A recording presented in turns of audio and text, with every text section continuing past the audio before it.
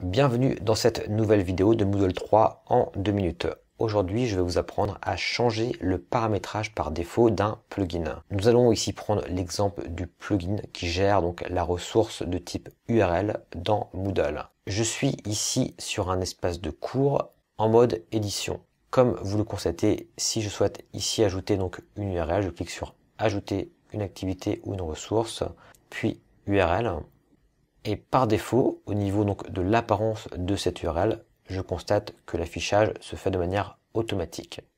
Admettons dans mon cas que je souhaite afficher par défaut les URL dans une nouvelle fenêtre.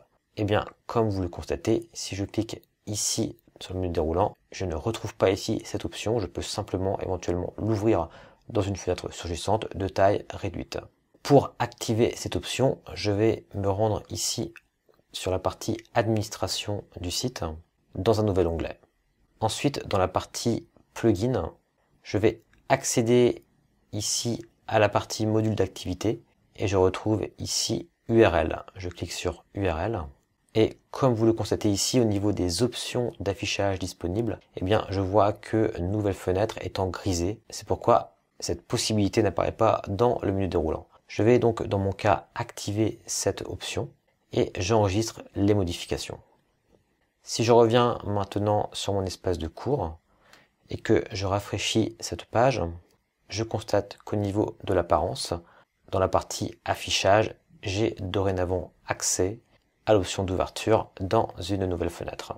Maintenant, si je souhaite faire en sorte que cet affichage soit proposé par défaut, eh bien, je vais revenir sur ma page URL et cette fois, dans la partie donc affichage, je vais sélectionner donc par défaut nouvelle fenêtre.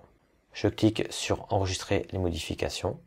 Si je reviens à nouveau sur la page de mon espace de cours et que je rafraîchis ma fenêtre, comme vous pouvez le constater au niveau de l'apparence, par défaut, lorsque je créerai une URL, elle sera ouverte donc dans une nouvelle fenêtre.